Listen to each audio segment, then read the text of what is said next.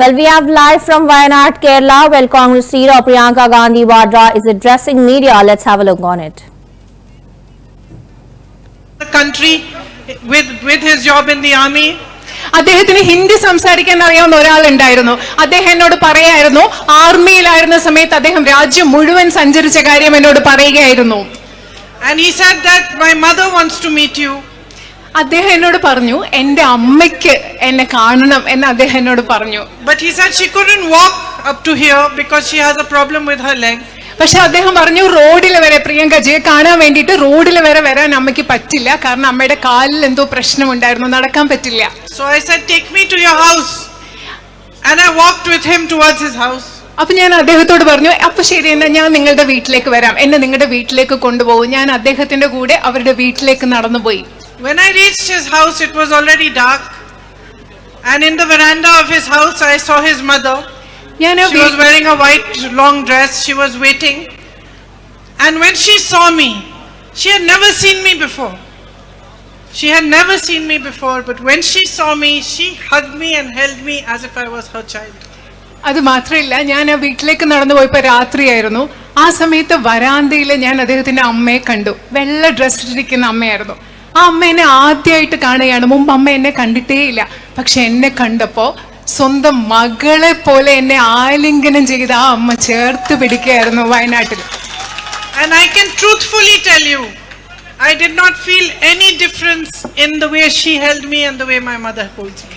ഞാൻ നിങ്ങളോട് സത്യസന്ധമായിട്ട് പറയട്ടെ, ആ അമ്മ എങ്ങനെ എന്നെ ആലിംഗനം ചെയ്ത് ചേർത്ത് പിടിച്ചപ്പോ എൻ്റെ അമ്മ എന്നെ ആലിംഗനം ചെയ്യുന്നതും ആ അമ്മ എന്നെ ആലിംഗനം ചെയ്തതും തമ്മിൽ ഒരു വ്യത്യാസവും എനിക്ക് തോന്നിയില്ല എന്ന് ഞാൻ നിങ്ങളോട് പറയുകയാണ്. She held my hand and took me in her home. She made me sit down and she put her rosary in my hand.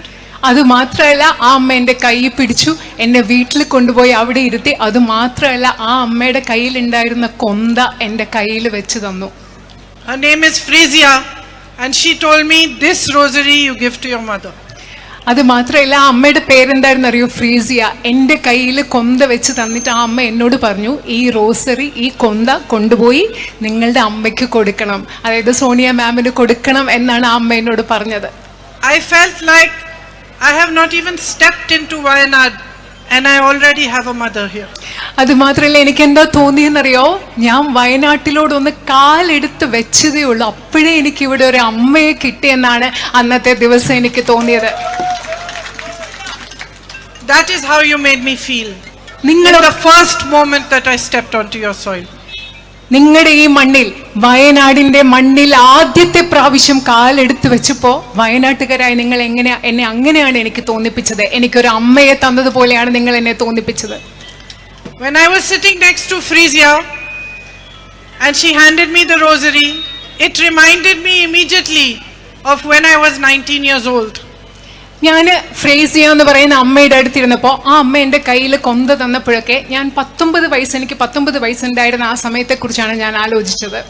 My father had just died and maybe 6 or 7 months later, Mother Teresa had come to my house to meet my mother. എൻ്റെ അച്ഛൻ മരിച്ച സമയമായിരുന്നു.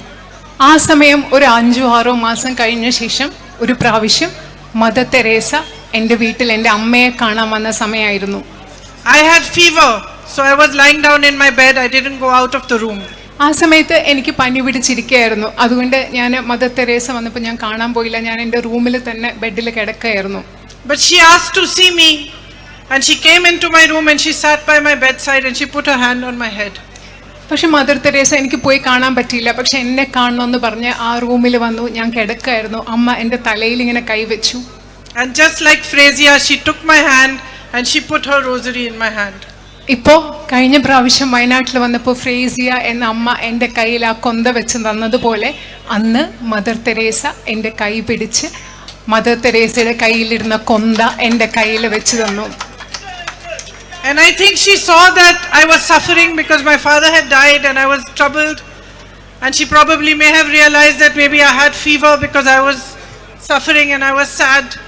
ആ സമയം എൻ്റെ അച്ഛൻ മരിച്ചു കഴിഞ്ഞ സമയമായിരുന്നു. അന്ന് മദർ തെരേസയ്ക്ക് മനസ്സിലായിട്ടുണ്ടാവും ഞാൻ വലിയ ബുദ്ധിമുട്ടിലൂടെ കടന്നു പോവുകയാണ്, ഞാൻ വിഷമിച്ചിരിക്കുകയാണ്, ഞാൻ കഷ്ടപ്പാടിലൂടെ കടന്നു പോവുകയാണ്, അതുകൊണ്ടാണ് എനിക്ക് പണി പിടിച്ചതെന്നൊക്കെ മനസ്സിലാക്കിയിട്ടാവും ഒരുപക്ഷെ ആ കൊന്ത എന്റെ കയ്യിൽ വെച്ച് തന്നത്. And she said to me, "You come and work with me." അന്ന് മദർ തെരേസ എന്നോട് പറഞ്ഞു, എന്റെ കൂടെ വന്ന് നിങ്ങൾ പ്രവർത്തിക്കുമെന്ന് പറഞ്ഞു. So about 5 or 6 years later, after I got married and I had my own home, I went to work with Mother Teresa's sisters in Delhi. വിവാഹം കഴിഞ്ഞ് 5-6 വർഷങ്ങൾക്ക് ശേഷം എന്റെ വിവാഹം കഴിഞ്ഞ് എനിക്ക് സ്വന്തം കുടുംബമൊക്കെ ആയ ശേഷം മദർ തെരേസയുടെ സിസ്റ്റേഴ്സ് ഓഫ് ചാരിറ്റിയോടൊപ്പം പ്രവർത്തിക്കാൻ വേണ്ടി ഞാൻ ഡൽഹിയിൽ പോയി. So I started, my job was to teach the little children there some English and some Hindi. എന്റെ ആദ്യത്തെ അവിടുത്തെ തൊഴിൽ മദർ തെരേസയുടെ സന്യാസ സമൂഹത്തോട് ചേർന്ന് പ്രവർത്തിക്കുമ്പോൾ അവിടെയുള്ള കൊച്ചു കുട്ടികളെ ഇംഗ്ലീഷ് പഠിപ്പിക്കുക, ഹിന്ദി പഠിക്കുക എന്നൊക്കെയുള്ള ജോലി ചെയ്താണ് ഞാൻ അവിടെ തുടങ്ങിയത്. This is the first time that I am talking about this in public, but it has a context. ഞാൻ ജീവിതത്തിൽ ആദ്യമായിട്ടാണ് ഒരു പൊതുവേദിയിൽ ഇത്തരം കാര്യങ്ങളെക്കുറിച്ച് ഈ കാര്യങ്ങളൊക്കെ പറയുന്നത്. പക്ഷെ ഇന്ന് നിങ്ങളോട് അത് പറയാൻ ഒരു സാഹചര്യമുണ്ട്. So my job was to teach the children, but on Tuesdays we also cleaned the bathrooms, we washed and mopped the floors. I helped to cook the food sometimes. Sometimes we taught them how to paint, sometimes we took them for outings. കുട്ടികളെ പഠിപ്പിക്കുകയായിരുന്നു എന്റെ ജോലി. പക്ഷെ ചില ദിവസങ്ങളിൽ എനിക്ക് പാചകം ചെയ്യേണ്ടി വരും. ചൊവ്വാഴ്ച ദിവസങ്ങളിൽ പാചകം ചെയ്യണം, അവിടെയൊക്കെ വൃത്തിയാക്കേണ്ടി വരും. കുട്ടികളെ ചിലപ്പോൾ പെയിന്റ് ചെയ്യാൻ പഠിപ്പിക്കേണ്ടി വരും, ചിലപ്പോൾ ഈ കുട്ടികളെ കൊണ്ട് പുറത്തു പോകേണ്ടി വരും. ഇതൊക്കെയാണ് അവിടെ ചെയ്തിരുന്നത്. And by working with them, I began to understand their suffering and their pain and what service means. അവരോടൊപ്പം പ്രവർത്തിക്കുമ്പോൾ, മദർ തെരേസയുടെ സന്യാസ സമൂഹത്തോടൊപ്പം പ്രവർത്തിക്കുമ്പോൾ എനിക്ക് മനസ്സിലായി കഷ്ടപ്പാട് എന്താണ്, ദുഃഖം എന്താണ് എന്ന് മനസ്സിലായി. അതുപോലെ സേവനം എന്താണ് എന്ന് എനിക്ക് ആ സമയത്ത് മനസ്സിലായി. And how a community can support those who have less, those who are suffering, those who are in trouble. അതുപോലെ അന്ന് എനിക്ക് മനസ്സിലായി എങ്ങനെയാണ് ഒരു സമൂഹത്തിന് ഒരുമിച്ച് ചേർന്ന് നിന്നുകൊണ്ട് കഷ്ടപ്പെടുന്നവരെ, നമ്മളെക്കാൾ കുറച്ചുള്ളവരെ, ബുദ്ധിമുട്ടുള്ളവരെ എങ്ങനെയാണ് സഹായിക്കാൻ പറ്റുക എന്ന് എനിക്ക് മനസ്സിലായി. When I came here with my brother after the terrible landslide, കഴിഞ്ഞ പ്രാവശ്യം ചൂരൽ മലയിലെ ഏറ്റവും വലിയ അവിടുത്തെ ഉണ്ടായ ബുദ്ധിമുട്ടിന് ശേഷം, അവിടുത്തെ മണ്ണിടിച്ചിലിന് ശേഷം ഇവിടെ വന്നപ്പോൾ, എന്റെ സഹോദരന്റെ കൂടി വന്നപ്പോൾ അതെനിക്ക് മനസ്സിലായി. I immediately recognized the way the community came together to help people.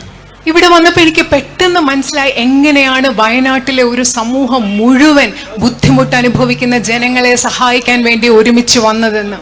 I saw that each one of you, no matter what religion you were from, no matter what your profession was, each one of you did whatever you could to help the other. നിങ്ങൾ ഓരോരുത്തരും നിങ്ങളുടെ മതം എന്തായിക്കൊള്ളട്ടെ, നിങ്ങളുടെ തൊഴിൽ എന്തായിക്കൊള്ളട്ടെ, ആ സാഹചര്യത്തിൽ ബുദ്ധിമുട്ടുന്നവരെ കഷ്ടപ്പെടാൻ നിങ്ങൾ ആവുന്നത് നിങ്ങൾ ഓരോരുത്തരും ചെയ്തതാണ് എനിക്ക് കാണാൻ സാധിച്ചത്. Many times in situations like this where there are disasters, you also see human greed. You see people trying to be greedy or taking more away from those who are suffering. I never saw that over here.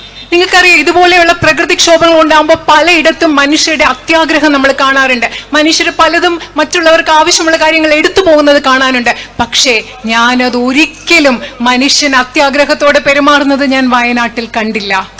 Even the youngest of children who had lost their entire families had a lot of dignity. They talked to us, they spoke to us with dignity, with a certain inner pride, which made me proud of them. നിങ്ങൾക്കറിയാം, അത് മാത്രമല്ല, ഏറ്റവും ചെറിയ കുട്ടികൾ പോലും, ജീവിതത്തിൽ എല്ലാവരെയും നഷ്ടപ്പെട്ട ചെറിയ കുട്ടികൾ പോലും ഞങ്ങളോട് സംസാരിച്ചത് അന്തസ്സോടുകൂടിയാണ്. അവരുടെ ഉള്ളിൽ ആത്മാഭിമാനത്തോടു കൂടിയാണ് ഞങ്ങളോട് അവർ സംസാരിച്ചത്. അത് കണ്ടപ്പോൾ എനിക്ക് അവരെ കുറിച്ച് വളരെയധികം അഭിമാനം തോന്നി. You are a courageous people. It's in your history. You fought against the British. You rose up when people were afraid to rise. നിങ്ങൾ വയനാട്ടിലെ ജനങ്ങൾ എന്ന് പറയുന്നത് ധൈര്യമുള്ള ജനങ്ങളാണ്. അത് നിങ്ങളുടെ ചരിത്രത്തിലുണ്ട്. നിങ്ങൾ ബ്രിട്ടീഷുകാർക്കെതിരെ എല്ലാവരും പൊടവരുതാൻ ഭയന്നപ്പോൾ നിങ്ങൾ ധൈര്യത്തോടെ പോരാടിയവരാണ് ഇവിടുത്തെ ജനങ്ങൾ. You have a beautiful, I would say, this whole, all your hills, your forests are so beautiful. I was flying over them today and I could see the river was looking like a silver string running through it. It was so beautiful. You have a beautiful land.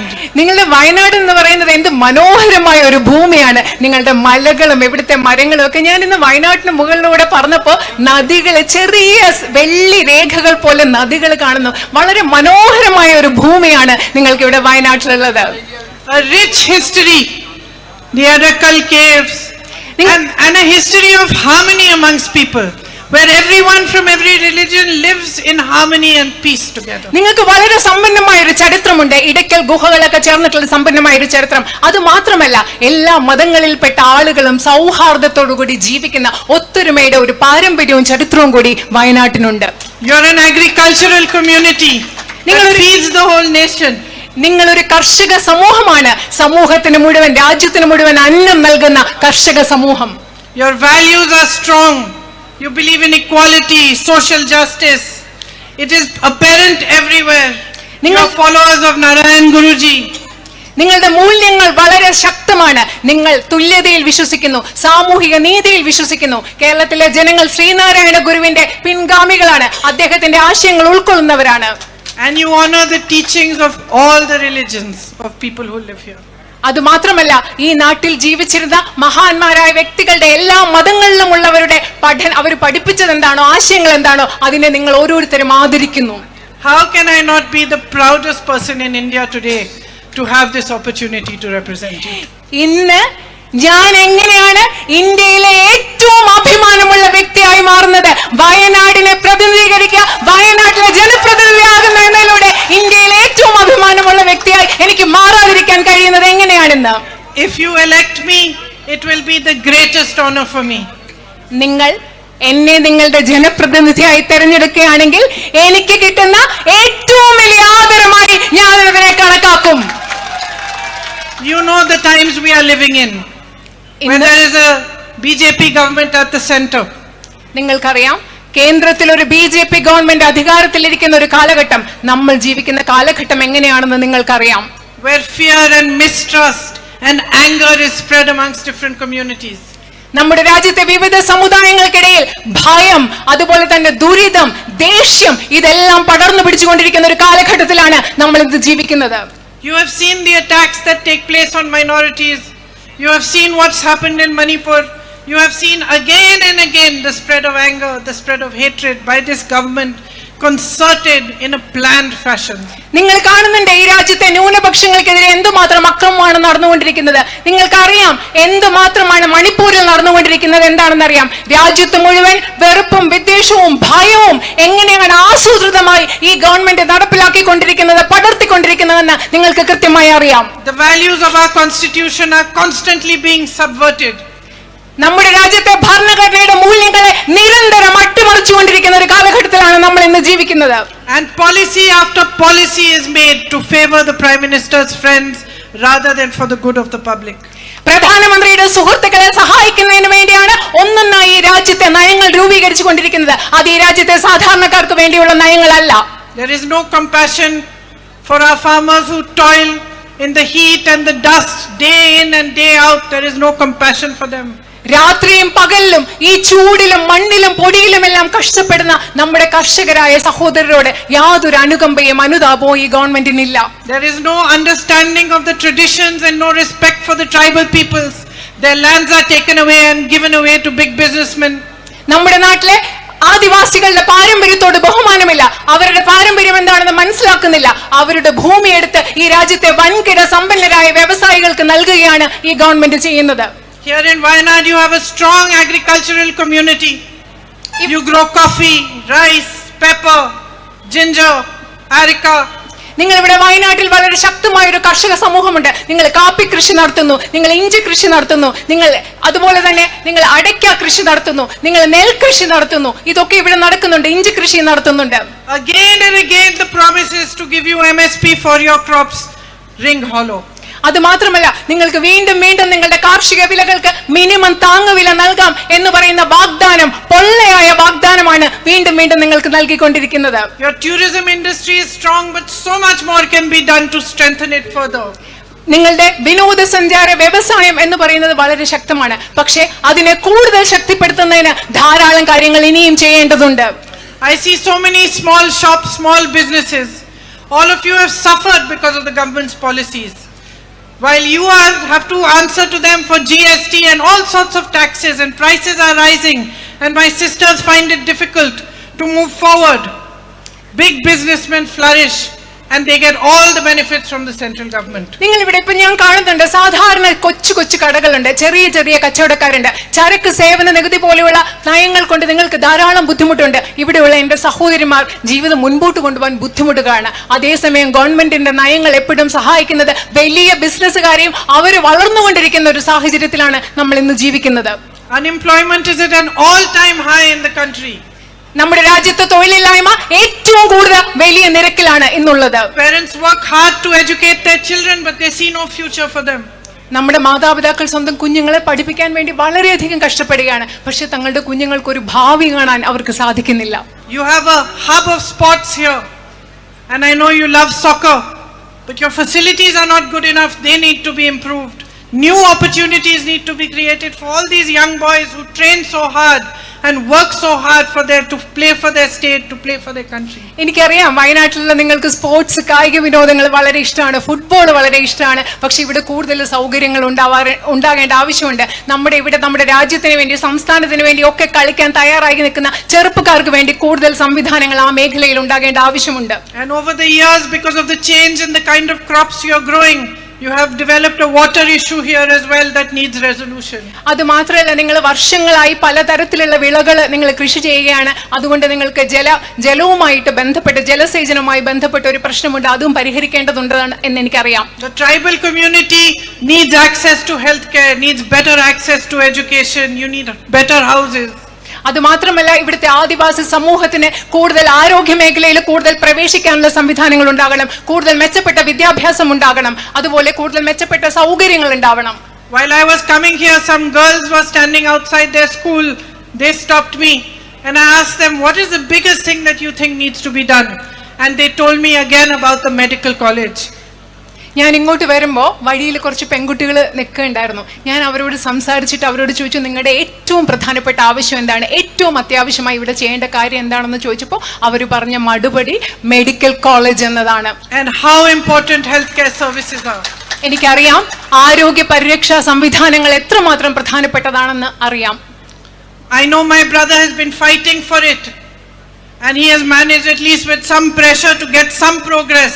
But I promise you to fight as hard as him, if not harder, so that they should provide you with the facilities. എനിക്കറിയാം, എന്റെ സഹോദരൻ എന്നോട് അതിനെക്കുറിച്ച് പറഞ്ഞിട്ടുണ്ട്. വയനാട്ടുകാർക്ക് ഒരു medical college കിട്ടുന്നതിന് വേണ്ടി എന്റെ സഹോദരൻ ഒരുപാട് കഷ്ടപ്പെട്ടിട്ടുണ്ട്. പക്ഷേ അദ്ദേഹത്തിന് അതിൽ കുറച്ചെങ്കിലും പുരോഗതി ഉണ്ടാക്കാൻ സാധിച്ചു എന്ന് എനിക്ക് കരുതുന്നു. ഞാൻ എന്റെ സഹോദരന് എത്രമാത്രം വയനാട്ടിലെ മെഡിക്കൽ കോളേജിന് വേണ്ടി പ്രവർത്തിച്ചു, അതുപോലെ ശക്തമായി നിങ്ങൾക്ക് മെഡിക്കൽ കോളേജ് ലഭ്യമാക്കാൻ ഞാൻ പ്രവർത്തിക്കുമെന്ന് നിങ്ങൾക്ക് ഉറപ്പ് നൽകുന്നു. Another gentleman stopped me on the road while coming here and he told me, he said, promise me that you are going to fight about the night ban, because I come from that side and I do not get leave of 2 days and I have to leave at 4 o'clock to be able to come through the forest. He said, promise me you will fight for it. And he said, promise that you will fight to find some resolution, as much as can be done, for the man and animal conflict that we are facing. അത് മാത്രമല്ല, ഞാൻ വഴിയിൽ വരുന്നപ്പോൾ മറ്റൊരാൾ എന്നെ അവിടെ പിടിച്ചു നിർത്തിയിട്ട് പറഞ്ഞു, എനിക്ക് ഉറപ്പ് നൽകൂ, എനിക്ക് വാഗ്ദാനം നൽകൂ, നിങ്ങളാൽ പറ്റുന്നത് ഇവിടുത്തെ രാത്രി യാത്രാ നിരോധനം ഇല്ലാതാക്കാൻ വേണ്ടി നിങ്ങളാൽ പറ്റുന്നത് ചെയ്യാം എന്ന് എനിക്ക് ഉറപ്പ് നൽകുന്നു. കാരണം എനിക്ക് 2 ദിവസത്തെ ലീവ് കിട്ടുന്നില്ല, കാട്ടിൽ കൂടെ വന്ന് തിരിച്ചു പോകാനുള്ള ലീവ് എനിക്ക് കിട്ടുന്നില്ല. അതുപോലെ നിങ്ങൾ എനിക്ക് ഉറപ്പ് നൽകുന്നു, ഉറപ്പ് നൽകണം, ഇവിടുത്തെ വന്യജീവി സംഘർഷം ഇല്ലാതാക്കാനും നിങ്ങൾക്ക് പറ്റുന്നത് പോലെ പ്രവർത്തിക്കാം എന്ന് എനിക്ക് ഉറപ്പ് നൽകണമെന്ന് ആ മനുഷ്യൻ എന്നോട് ആവശ്യപ്പെട്ടു. So I am beginning to get an understanding of what are the real issues here and what are the things that are really close to your heart that you want resolution for. ഈ സംസാരത്തിൽ നിന്നൊക്കെ ഞാൻ മനസ്സിലാക്കി തുടങ്ങുകയാണ് വയനാട്ടുകാരുടെ പ്രശ്നങ്ങൾ എന്തൊക്കെയാണ്. നിങ്ങളുടെ മനസ്സിനോട് അടുത്ത് നിൽക്കുന്ന ഏറ്റവും പ്രധാനപ്പെട്ടതായി പരിഹരിക്കേണ്ട നിങ്ങളുടെ പ്രശ്നങ്ങൾ എന്താണെന്ന് ഞാൻ മനസ്സിലാക്കി തുടങ്ങുകയാണ്. But this is just the beginning for me. I want to come to you, I want to meet you, understand from you, my sisters standing here, my brothers, my farmer brothers, my tribal brothers and sisters. I want to hear from you directly what are your concerns, how we should work towards it and find solutions together with you. പക്ഷേ ഇത് എനിക്കൊരു തുടക്കം മാത്രമാണ്. ഞാൻ ഇവിടെ നിൽക്കുന്ന നിങ്ങളോട്, ഇവിടെ നിൽക്കുന്ന എൻ്റെ സഹോദരങ്ങൾ, ഇവിടെ എൻ്റെ സഹോദരിമാർ, അതുപോലെ തന്നെ കർഷകരായ എൻ്റെ സഹോദരൻ, അതുപോലെ ആദിവാസികളായ സഹോദരൻ, നിങ്ങളുടെ ഓരോരുത്തരുടെയും അടുത്ത് വന്ന്